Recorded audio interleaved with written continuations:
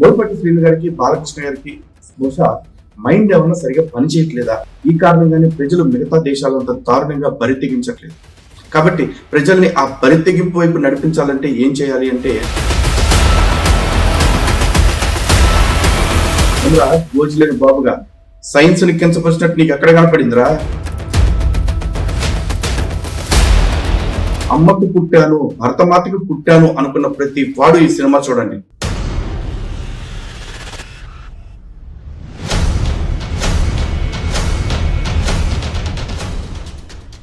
హిందూ బంధువులందరికీ జై శ్రీరామ్. ఆల్మోస్ట్ వారం దాటిపోయింది అఖండ సినిమా రిలీజ్ అయ్యి. ఈ సినిమా గురించి చాలా ఆలస్యంగా స్పందిస్తున్నాను, తప్పుగా అనుకోవద్దు. అంటే ఈ సినిమా చూసిన మొదటి ఫ్రేమ్ నుంచి చివరి ఫ్రేమ్ దాకా చూస్తే రెండు విషయాలు అనిపించినాయి. మొదటిది, బోయపాటి శ్రీను గారికి బాలకృష్ణ గారికి బహుశా మైండ్ ఏమన్నా సరిగా పనిచేయట్లేదా అనిపించింది. నెగిటివ్ సెన్స్ లో అనుకోకండి. ఎందుకు అనిపించింది అంటే ఈ రెండో పాయింట్ వింటే మీకే తెలుస్తుంది. నిజంగా ఈ సినిమా చూస్తున్నంతసేపు నాకేమనిపించింది అంటే అదేదో బోయపాటి బాలకృష్ణ మ్యాజిక్ లాగా కాకుండా ఏదో ఒక 10 హిందూ సంఘాలు కలిసి హిందుత్వాన్ని ప్రచారం చేయడానికి ఒక సినిమా తీస్తే ఎలా ఉంటుందో అలా అనిపించింది. ఎందుకంటే సినిమాలో సెకండ్ హాఫ్ లో చూపించిన హిందుత్వ తాలూకు డైలాగ్స్ కానీ సీన్స్ కానీ చూస్తూ ఉంటే అలాంటి గూస్ బంప్స్ వస్తున్నాయి ఈ సినిమా చూస్తుంటే. స్పెషల్లీ బోయపాటి గారికి ధన్యవాదాలు ఎక్కడ చెప్పాలి అంటే ఇప్పటిదాకా ఎవరు టచ్ చేయని ఒక పాయింట్ ఆయన టచ్ చేశారు. అదేంటంటే భారతదేశాన్ని క్రైస్తవ దేశంగా మార్చాలని మిషనరీలు, ఇస్లామిక్ దేశంగా మార్చాలని దావా ప్రచారకులు ఎప్పటి నుంచో పని చేస్తూ ఉన్నారు. పని చేయటమే ఉంది, భారతదేశం పట్ల కుట్రలు చేస్తూ ఉన్నారు. ఇంకా ఇస్లామిక్ వాదులైతే వాళ్ళు చేస్తున్న తీవ్రవాదం గురించి, సీమాంతర ఉగ్రవాదం గురించి మనం ప్రత్యేకంగా చెప్పుకోవాల్సిన అవసరం లేదు. ఎందుకంటే ప్రపంచంలో ఉన్న చాలా దేశాలతో పోలిస్తే భారత్ అతిపెద్ద బాధితురాలు.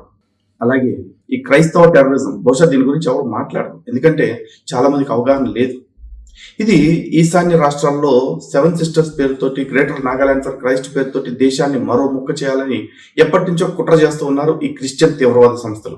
కానీ వీళ్ళందరికంటే మించిపోయి ప్రపంచవ్యాప్తంగా ఇంకొక టెర్రరిజం బయలుదేరింది. అదే నాస్తిక టెర్రరిజం, ఎథిస్ట్ టెర్రరిజం. ఈ ఎథిస్టులు కేవలం ఎథిజం అనే పేరు మాత్రమే కాకుండా రకరకాల పేర్లతో ఉంటారు. ఒకడు అగ్నాస్ట్ అంటాడు, ఒకడు ఇంకేదో అంటాడు, ఒకడు తోక్ అంటాడు, తోలు అంటాడు. వీళ్ళందరూ కలిపి భారతదేశాన్ని ఒక నాస్తిక దేశంగా చేయాలని, భారతదేశంలో భగవంతుడి యొక్క అస్తిత్వాన్ని లేకుండా చేయాలని చూస్తున్నారు. నిజమే, ప్రపంచంలో ఎన్నో దేశాలు, చిన్న చిన్న దేశాలు, అతి తక్కువ జనాభా ఉన్న దేశాలు రకరకాల ఇబ్బందులు పడుతూ ఉన్నాయి. కానీ 145 కోట్ల జనాభా ఉన్న భారత్ మాత్రం సజావుగా ముందుకెళ్తూ ఉంది పరిపాలన విషయంలో. పాలకులు ఇంత తేలికగా ప్రజల్ని పరిపాలించగలుగుతున్నారు అంటే దానికి కారణం ప్రజల్లో ఉన్న ధార్మిక చింతన, ప్రజల్లో ఉన్న పాప భీతి. ఈ కారణంగానే ప్రజలు మిగతా దేశాలంతా దారుణంగా బరితెగించట్లేదు. కాబట్టి ప్రజల్ని ఆ బరితెగింపు వైపు నడిపించాలంటే ఏం చేయాలి అంటే నాస్తికవాదాన్ని పెంచి పోషించాలి. అలాగే ఈ నాస్తికవాదాన్ని పెంచి పోషించడానికి మన దేశంలో నికృష్టులు ఉన్నారు, నాస్తికులు ఉన్నారు, ఇంకా చాలా మంది హేతువాదుల పేరుతో ఉన్నారు, అగ్నేయవాదుల పేరుతో ఉన్నారు, చాలా మంది విజ్ఞాన వేదికలు పెట్టుకుని జనంలో నాస్తికత్వాన్ని పెంచుతున్న వాళ్ళు ఉన్నారు. ఇలా పనిచేస్తున్న వాళ్ళందరి యొక్క ఎజెండా ఏంటి, వాళ్ళ కుట్రలు ఏంటి అనేది ఈ సినిమాలో ఎక్స్పోజ్ చేశారు. బహుశా దీని వెనకాల చైనా లాంటి కమ్యూనిస్ట్ దేశాలు లేకపోతే ఇతర కమ్యూనిస్ట్ దేశాల యొక్క పాత్ర ఉంటుంది అన్న విషయాన్ని అంత స్పష్టంగా చూపించిన తెలుగు సినిమా ఇదే కావచ్చు. తెలుగు కాదు, నాకు తెలిసినంత వరకు అయితే భారతదేశంలోనే ఇంత స్పష్టంగా చూపించిన సినిమా ఇదే అయ్యి ఉండొచ్చు. అండ్ ఇంకోటి, సినిమాలో ఎక్కడ సెక్యులరిజం ఫ్లేవర్ తగలనివ్వాల. అంటే ధర్మము, సనాతన ధర్మము, మా ధర్మము అనే మాట వాడకుండా సనాతన హైందవ ధర్మము అనేది చాలా స్పష్టంగా చూపించారు. అలాగే భారతదేశం బాగుండాలంటే భారతీయ ధర్మం బాగుండాలి, భారతదేశంలో ఎప్పటికీ ఈ ధర్మం ఉండాలి అన్న విషయాన్ని చాలా స్పష్టంగా సూటిగా చెప్పారు. అండ్ ఇక్కడ నేరుగా పేర్లు తీసుకోకపోయినా మత మార్పిడికి కూడా కొన్ని డైలాగులు వేయటం జరిగింది. అలాగే లవ్ జిహాదీల గురించి వేయటం జరిగింది డైలాగ్స్. మరి ముఖ్యంగా ఒక అద్భుతమైన డైలాగ్ ఉంది, అమ్మ పాలు తాగి అజీర్తి చేసిన వాడు లేడు, డబ్బా పాలు తాగి ఆరోగ్యంగా ఉన్నవాడు లేడు అని చెప్పి. అంటే క్లియర్ గా అర్థమవుతుంది కదా, సనాతన ధర్మంలో ఉండి చెడిన వాడు లేడు, పరాయి మతాల పంచన చేరి బాగుపడ్డాడు లేడు. ఇలాంటి డైలాగులు రాయడానికి ఉందండి హిందూ సంఘాలు. మనం కూర్చొని చాలా మందిగా చెప్తూనే ఉన్నాం. కానీ ఒక సినిమా మాధ్యమంగా సొసైటీని బాగా ఇన్ఫ్లుయెన్స్ చేయగలిగిన ఒక మాధ్యమంగా ఉండి ఇలాంటి డైలాగులు రాయటం అది ఒక బోయపాటి గారికి, ఇలాంటి సినిమాని తీయటం అది ఒక బోయపాటి గారికే చెల్లింది. ఎందుకంటే అఖండ 1 2021లో ఏదైతే సినిమా వచ్చిందో ఇదే డిసెంబర్లో, మళ్ళీ 4 ఏళ్ల తర్వాత అఖండ 2 పేరుతో ఇప్పుడు రెండో పార్ట్ రిలీజ్ చేశారు. ఈ ఒక్క విషయంలోనే నాకు కాస్త అసంతృప్తి ఉంది. బోయపాటి గారు, ఇలాంటి సినిమాలు మీరు తప్ప ఇంకెవరు తీయలేరు, మీకు దానికి హ్యాట్స్ ఆఫ్. కాకపోతే ఇలాంటి సినిమా 4 ఏళ్ల కోటి కాకుండా వీలైతే 2 ఏళ్ల కోటి రిలీజ్ చేయగలిగే ప్రయత్నించండి. అలాగే ఈ సినిమాలో యాక్ట్ చేసినందుకు బాలకృష్ణ గారికి ఒక్కసారి మనస్ఫూర్తిగా చెప్తున్నా, జై బాలయ్య. ఎందుకంటే చాలా మంది అనుకోవచ్చు, ఎవరైనా చాలా మంది యాక్టర్స్ ఉన్నారు కదా అని. ఒకటి సూట్ అయ్యే యాక్టర్ ఎవరైనా ఉన్నారు అంటే ఫస్ట్ బాలకృష్ణ గారు. లేదు ఇంకెవరైనా ఉన్నారు అంటే అలాంటి వాళ్ళు ఇలాంటి డైలాగులు చెప్పాలంటే చాలా గట్స్ ఉండాలి. అలా ఒకవేళ ఎవరైనా ముందుకొచ్చి భవిష్యత్తులో ఏ హీరో అయినా ఇంత గట్సీ మూవీ చేస్తే కనుక వాళ్ళకు కూడా మనస్ఫూర్తిగా జై చెప్తాను. కాకపోతే బాలకృష్ణ గారికి స్పెషల్ అప్రిసియేషన్ ఎక్కడ అంటే, being an MLA and that Hindupur లాంటి కాన్స్టిట్యున్సీకి ఎమ్మెల్యేగా ఉండి హిందుత్వం కూడా కాదు, ఫక్త్ హిందుత్వం మీద ఇలాంటి ఒక సినిమా చేయటం అనేది చాలా చిన్న విషయం కాదు. కొంతమంది అనుకోవచ్చు సినిమాలో నేరుగా ముస్లిమ్స్ గురించి ఎక్కడ లేదు కాబట్టి బాలకృష్ణ యాక్ట్ చేశారని చెప్పేసి. సినిమాలో నేరుగా ముస్లిమ్స్ గురించి లేకపోయినా, క్రైస్తవుల గురించి లేకపోయినా, ఇంకెవరి గురించి చెప్పకపోయినా, కేవలం అది హిందుత్వం గురించి ప్రచారం చేస్తుంది. ఈ ఒక్క పాయింట్ చాలు మిగతా మతాలు మనం ద్వేషించడానికి. ఎందుకంటే మనం ఎవరిని కించపరచకపోయినా, ఎవరిని అవమానించకపోయినా, మనం గొప్ప వాళ్ళం, మా తల్లి గొప్పది అని చెప్పుకుంటే ఏడ్చే జాతులు మన చుట్టూ ఉండిపోయాయి. ఇలాంటి పరిస్థితుల్లో ఈ సినిమాలో యాక్ట్ చేయటం చిన్న విషయం కాదు. అలాగే కొంతమంది రివ్యూవర్స్ ఈ సినిమాలో కొన్ని సీన్ల మీద సన్నాయి నొక్కులు నొక్కుతూ ఉన్నారు. ఉదాహరణకి ఒక సీన్ లో అఖండ తల్లి చనిపోయినప్పుడు అఖండ బదులుగా సాక్షాత్తు శివయ్యే అఖండ రూపంలో వచ్చి ఆ తల్లికి అంత్యక్రియలు చేస్తారు.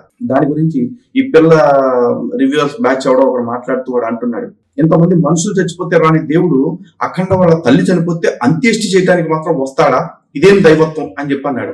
అలాంటి సన్నాసులకు కూడా అర్థం కావాల్సింది ఏంటంటే, సినిమాలో సనాతన విలువల్ని, సనాతన వైదిక విలువల్ని ఎంత స్పష్టంగా బోయపాటి గారు చూపించారని మనకు తెలిసిపోతా ఉంది. సనాతన ధర్మంలో భగవంతుడు ఎప్పుడు కూడా ఒకటే కోరుకుంటాడు, తన కోసం తను బ్రతికేవాడు తన కోసం మాత్రమే ఉపయోగపడతాడు. కానీ తన గురించి ఆలోచించకుండా సమాజం కోసం తిరిగేవాడు, ధర్మాన్ని కాపాడటం కోసం తిరిగేవాడికి ఏదన్నా కష్టం వస్తే ఆ కష్టాన్ని తీర్చడానికి సాక్షాత్తు పరమాత్ముడే వస్తాడు అని ఈ సినిమాలో స్పష్టంగా చూపించారు. అండ్ ఎస్, ఇది సనాతన ధర్మం చెప్పింది, చూయించింది కూడా. దీనికి మన పురాణ ఇతిహాసాల్లో చాలా సందర్భాలు, సంఘటనలు కూడా ఉన్నాయి. కానీ ఇది వేదిక కాదు, ఇది సమయం కాదు కాబట్టి ఆ డెప్త్ లోకి నేను వెళ్ళట్లా. అలాగే నిన్న మన గోచిలేని బాబుగాడు ఉన్నాడు కదా, అదే నాస్తిక్ కుక్క ఒకడు ఉన్నాడు కదా, ఆ ఊరకొక్క మాట్లాడుతూ, అరే సైన్స్ ను అవమానిస్తాడా ఈ సినిమాలో అని చెప్పి అన్నాడు. ఏమరా గోచిలేని బాబుగా, సైన్స్ ని కించపరిచినట్టు నీకు ఎక్కడ కనపడిందిరా? ఒక సైంటిస్టే ఆ వైరస్ కి యాంటీడోట్ తయారు చేసింది. కానీ ఆ సైంటిస్ట్ కి కష్టం వచ్చిన రోజున భగవంతుడిని నమ్ముతున్న అఖండ ముందుకు వచ్చి, ఈ ఆయిల్ సెసాలు ఎట్లా కాపాడతాయి అని చెప్పేసి దాన్ని ఈసిరేయటం, పగలగొడతాం చేయలా. మా ఇది ప్రాణాధారం, దీన్ని తీసుకెళ్లి దేశానికి అందించు అని చెప్పాడు. అలాగే ఇంకో డైలాగ్ కూడా అంటాడు, ఆ అమ్మాయి అడుగుతుంది సైంటిస్ట్, ఇదేనా మీ దేవుడు చేసేదంటే, వాళ్ళని కాపాడటానికే కదా నిన్ను పంపాడు, నిన్ను ఆ యాంటీడోట్ ని కాపాడటానికే కదా నన్ను పంపాడు అని చెప్తున్నాడు. ఎస్, భగవంతుడు చేసేది అదే. అందుకే సనాతన ధర్మం వైద్యుల్ని తక్కువ చేయాల, వైద్యో నారాయణో హరిహి అని చెప్పింది. వైద్యుల్ని మేము గౌరవిస్తాం, దైవంలా గౌరవిస్తాం. ఎందుకంటే ఆ వైద్య వృత్తిని మనకు అందించింది. అలాంటి వైద్యులు మనస్ఫూర్తిగా చేసే వైద్యం వల్ల ప్రాణం నిలబడేలా చేస్తుంది ఆ పరమాత్ముడే. కాబట్టి మేము వైద్యుణ్ణి సాక్షాత్తు భగవంతుడిగానే చూస్తాం. దీనిలో నీకేం వచ్చిందిరా ఊరకొక్క, తెగ పిసికేసుకుంటున్నాం. ఈ ఊరకొక్కల బ్యాచ్ అంతకి ఒకటే కావాలి, హిందుత్వాన్ని కొంచెం గ్లోరిఫై చేస్తే ఎవరన్నా మాట్లాడితే వాళ్ళని మాక్సిమం వీలైనంతగా కించపరచాలి, విమర్శలు చేయాలి, దూషణ చేయాలి, ఏదో రకంగా వాళ్ళని ఇబ్బంది పెట్టాలి అని చూస్తూ ఉంటారు. ఇలాంటి నాస్తిక కుక్కల గురించి ఈ సినిమాలు ఎక్కువగా చూపించారు కాబట్టి వాళ్ళు గోచిలేని బాబుగడి తెగ పిసికేసుకుంటున్నాడు. మొండా నువ్వు దేశంలోకి వచ్చి అప్పుడు మాట్లాడరు దైత్ర పెదవ. మా ధర్మం గురించి, మా దేశం గురించి తక్కువ చేస్తూ ఈ దేశం పట్ల వాటర్ టెర్రరిజం గురించి మాట్లాడిన ఒక తీవ్రవాదికి మద్దతు ఇచ్చి దానిలో కేసు ఎదుర్కొంటూ విదేశాలకు పారిపోయిన ఊర కుక్క నువ్వు మా ధర్మం గురించి మాట్లాడతావా? చెమడాలో చేస్తాం, చెత్తగాడిదే. అలాగే ఈ సినిమా విషయంలో చూసుకుంటే చాలా మంది కొన్ని క్రైస్తవ రాజకీయ పార్టీల కార్యకర్తలు కూడా ఈ సినిమాకి వ్యతిరేకంగా ప్రచారం చేస్తా ఉన్నారు. ఇంకొంతమంది అయితే ఇది జస్ట్ సినిమా అంటే అంటారు. ఏమరా, ఇదే జస్ట్ సినిమాలో గతంలో చాలా సీన్లు పెడితే, చిన్న చిన్న సీన్లు పెడితే హిందుత్వాన్ని ఏదో కించపరిచేస్తున్నారు అని మాట్లాడిన అదే హిందువులు ఇప్పుడు కొన్ని వేరే కారణాల చేత ఈ సినిమాని ఎందుకు వ్యతిరేకిస్తా ఉన్నారు?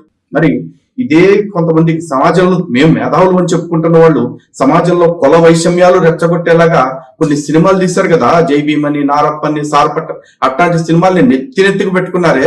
మరి సనాతన ధర్మం యొక్క గొప్పతనాన్ని చూపించే సినిమా వస్తే మాత్రం తట్టుకోలేకపోతున్నారా? అలాగే ఇండస్ట్రీలో ఉండే వాళ్ళ గురించి చెప్తున్నాం, మీరు మంచి చేయకపోయినా పర్లా, చెడు చేయకండి. ఇలాంటి మంచిని ప్రచారం చేసే సినిమాలు వచ్చేప్పుడు వీటికి అడ్డుపుల్ల వేయకండి. హిందూ సంఘాల ఆగ్రహానికి గురి కాకండి. ఎందుకంటే మేము తలుచుకుంటే ఇప్పుడు ఒకప్పటిలాగా లేవు హిందూ సంఘాలు. మేము తలుచుకుంటే చెప్తున్నా మీ చరిత్రను మార్చేయగలం. దయచేసి అఖండ లాంటి సినిమాల్ని రానివ్వండి. ఇంకా రావాలి, ఇంకా రావాలి. అలాగే ఈ సినిమా స్టార్టింగ్ లో ఒక మంచి పాటతో ప్రారంభించారు, అఖండ తాండవం అనే పాట. దాన్నే ఈ సినిమాకి టైటిల్ గా పెట్టారు. అలాగే అదే ట్యూన్ లో లాస్ట్ లో ఒక పాట పెట్టారు, అఖండ హైందవం అని చెప్పేసి. బోయపాటి గారికి రిక్వెస్ట్ చేస్తూ ఉన్నా, బోయపాటి గారు వీలైనంత త్వరగా అఖండ 3 అనౌన్స్ చేయండి. దానికి అఖండ హైందవం అనే టైటిల్ వీలైతే పెట్టండి. మీ నుంచి ఇలాంటి మరెన్నో మంచి సినిమాలు మేము ఆశిస్తా ఉన్నాం. హిందూ బంధువులారా, ప్రతి ఒక్కరికి చెప్తున్నాను, మనం సినిమా ఏదైనా చిన్న తేడా ఉంటే బాగోలేదు అని 100 మందికి చెప్తాం. ఈ బాగున్న సినిమా గురించి 10 మందికి చెప్పడం తప్పు కాదు. అందుకే నేను చూసి మనస్ఫూర్తిగా చెప్తున్నా, ఈ సినిమాని ప్రతి హిందువు చూడండి. అమ్మకు పుట్టాను, భరతమాతకు పుట్టాను అనుకున్న ప్రతి వాడు ఈ సినిమా చూడండి. సినిమా చూడటం మాత్రమే కాదు, చూసిన ప్రతి ఒక్కళ్ళు ఇంకో 10 మందికి చెప్పండి చూడమని చెప్పి. ఇలాంటి సినిమాలు తీయాలన్న ఆలోచన అందరికీ రావాలంటే ఇలాంటి సినిమాలు తీస్తే మేము బాగుంటాము, మన ఇండస్ట్రీ బాగుంటుంది, దాంతోపాటు మన దేశం బాగుంటుంది అనే భావన సినిమా ఇండస్ట్రీలో పెరిగితే ఇలాంటి మరెన్నో సినిమాలు వచ్చే అవకాశం ఉంది. కాబట్టి ప్రతి ఒక్కళ్ళు ఇటువంటి సినిమాల్ని ఎంకరేజ్ చేయండి.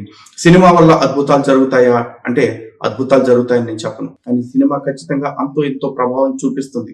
కాబట్టే కదా మనకు వ్యతిరేకంగా ఏదైనా సినిమా వచ్చినప్పుడు మనోభావాలు గాయపడ్డాయని చెప్తున్నాం. మరి మంచి సినిమా వచ్చినప్పుడు మన మనోభావాలు సంతోషపడ్డప్పుడు మరి మనం ఒక 100 మందికి చెప్పకపోతే అలా చెప్పాలన్న ఉద్దేశంతో ఈ సినిమా చేస్తూ ఉన్నాం.